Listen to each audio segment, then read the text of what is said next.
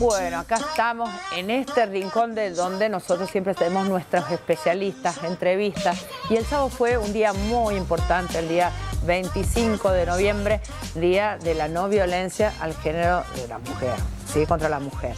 Y hablando de violencia, porque más allá de todo también hay hombres que lo reciben a la violencia. Específicamente hablar de la palabra violencia, dije, bueno, a mi amigo, a mi querido licenciado Raúl Ontiveros, gracias Muchas Raúl gracias a vos por la invitación. Y siempre a mí me gusta hablar con vos porque sos tan claro, sos tan específico cuando tenemos que hablar de alguna dificultad o algún problema, esto, y la violencia que está tan instalada y en una dimensión importante, porque antes lo mirábamos por la televisión y veíamos ese canal que pasaba bizarro en Buenos Aires, todo, hoy lo vemos acá. Y cuando hablamos de violencia, la palabra es como muy amplia, ¿no? Bien, tan amplia que nos puede confundir porque la violencia no tiene género. Ya desde ahí arrancamos mal.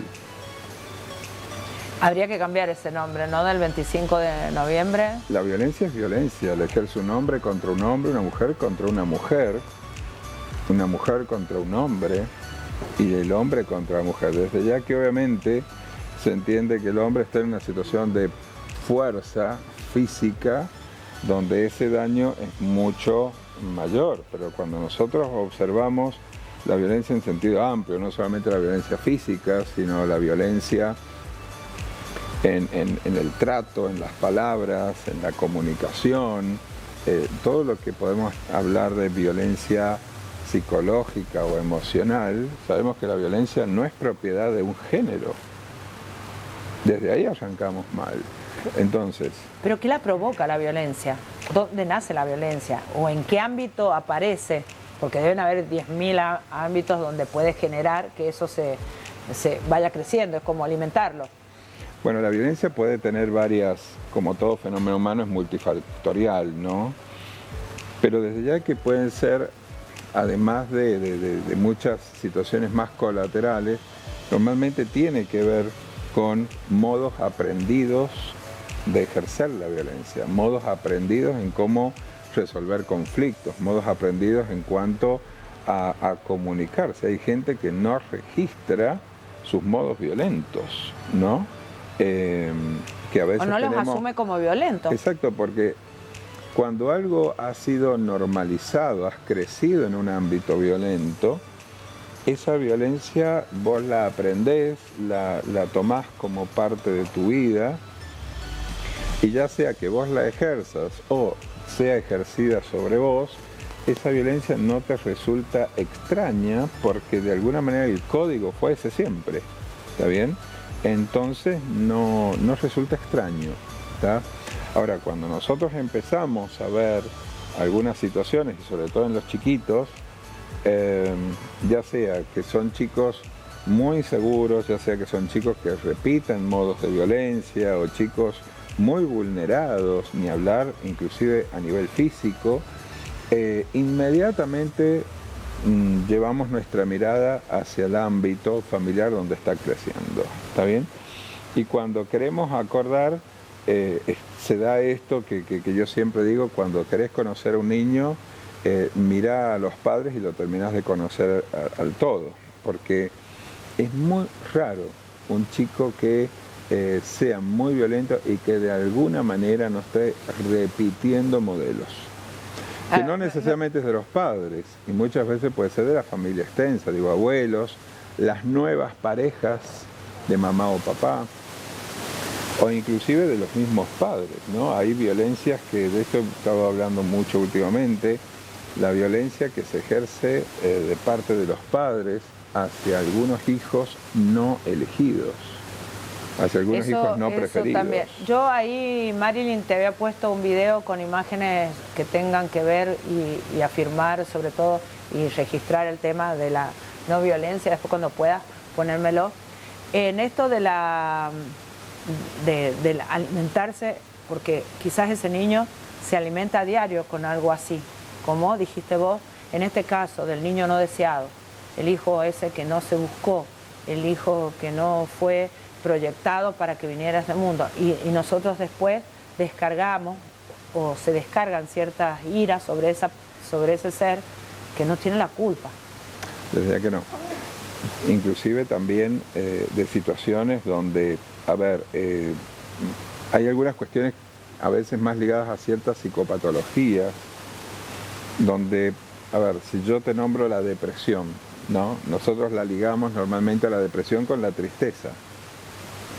Pero también un ribete de la depresión, y no es que todos los casos tengan que ver con depresión, pero sí algunos, y bastantes, es justamente el ejercicio de la violencia. Es decir, a veces hay papás, a veces hay mamás que son tremendamente agresivos con sus hijos.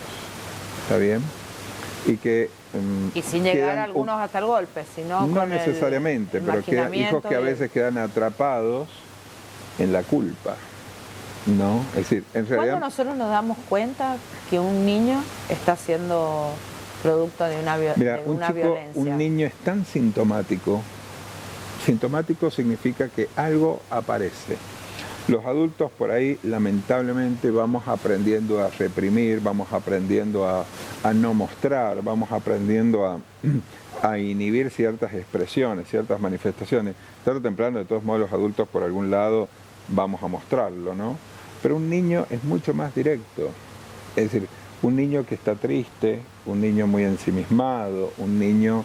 es decir, es muy común a veces que algunos papás consultan por sus niños porque mi hijo no se expresa, que es muy tímido, que titubea, que es inseguro, pero en el ambiente familiar se lo vive tratando mal, donde se va socavando su autoestima y a través de palabras, a través de malos tonos, de gritos.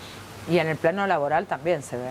Y en el plano laboral y también últimamente tenemos que ver ciertas disposiciones judiciales, Karina.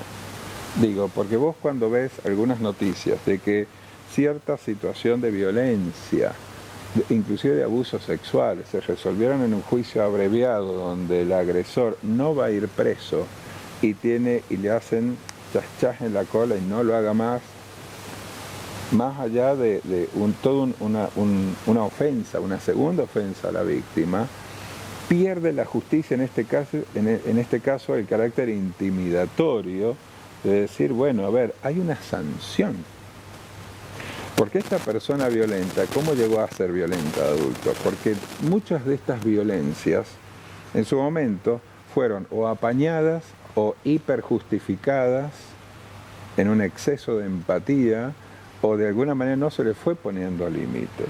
Entonces a veces cuando la justicia opera de esta manera, la justicia es cómplice de la violencia. Viste que a veces se después embanderan el tribunales con un color violeta, pero durante el año fíjate cuántos juicios abreviados que salieron con un pancho y la coca resolvieron por jueces.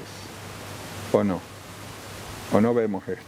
Sí, entonces, situaciones de este tipo a veces son increíbles, de este tipo de resoluciones que no las podemos entender. Es difícil poder centrar algún programa o algo que pueda dirigirse no solamente en el ámbito laboral, sino en el ámbito escolar, en el ámbito de los clubes sobre todo, porque hoy te digo que se ve la violencia en deportes que antes ni siquiera no concebías y que no se concibe, porque no tiene que haber un deporte con violencia, tendría que no tener la violencia. Lo hemos visto en la cancha en Brasil, cuando han ido los jugadores, cuando han ido la gente que es argentina a una playa. Hay un país que está muy violenta, entonces empezás a mirar a los costados y no es solamente acá. Está el mundo en un grado de violencia grande. Hay personas que viven en un estado de tensión permanente, en un estado de estrés permanente, donde de alguna manera, ya sea en un deporte o ya sea manejando. Yo la semana pasada vi 2 peleas de personas que se bajaron a pelear en una esquina, donde cualquier instancia da la impresión que es como, se ofrece como un canal de desagüe para esa violencia contenida. Y antes vos lo veías más en un hombre con otro hombre. Hoy lo ves de un hombre a una mujer en la calle, en la vía pública por una cuestión y se bajan con el machete y se bajan con algo en la mano contundente.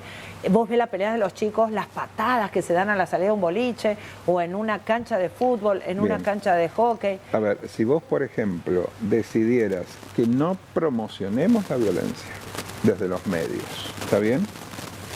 Si vos querés no propagar, no promocionar la violencia, ¿emitirías imágenes de violencia? Digo, ¿por qué hay medios de comunicación, televisivos, digitales, que si hay dos chicas peleando o dos chicos peleando y lo suben a sus redes, vos vas a enterarte por estos medios, que los conocemos todos, publicando la pelea? Entonces, esto también es promocionar la violencia. Vos quedate mirando 5 o 10 segundos la pelea de estos jóvenes, de estos chicos, y preguntate qué me generó. Lee los comentarios, matalo, perseguilo, fusilalo. Sí, los comentarios suelen ser bastante, terribles, mucho más violentos que las imágenes que podés llegar a ver. Terrible, pero eso entonces hay una promoción de la violencia porque también lamentablemente la violencia vende más que una imagen mucho más saludable. La violencia, el asesinato. Cuando empezamos a hablar de la parte policial, todos abren los ojos porque les encanta la parte policial para ver todo eso. Yo la verdad que siempre me parece corto la entrevista porque hay un montón para analizar. Estaría bueno darle mucho más tiempo. El lugar está abierto para que todo lo que propongas es interesante y desde el lugar que lo planteas. Así que por favor, si llega a haber algún temita de estos, de bullying, de alguna cuestión de esta. Este sábado estamos haciendo un seminario en el Sirio Libanés sobre desarrollo personal. Ah, está bueno. ¿Desde qué hora hasta qué hora? ¿La mañana? De 9 a 13. Siempre los seminarios nuestros son los sábados, una vez al mes, el primer sábado de cada mes, de 9 a 13. Bueno, me pasás el flyer que yo lo voy a promocionar y estás invitado. Son talleres muy nutritivos que te van a ayudar a resolver, a mirar, a plantearte quizás las cosas, y ya el hecho que te lo plantees ya es un paso y que tengas ganas de abrir esa puerta para empezar a resolver. Gracias, Raúl. Un gusto. Saludos a los chicos, saludos a todo el Faro. ¿Sí?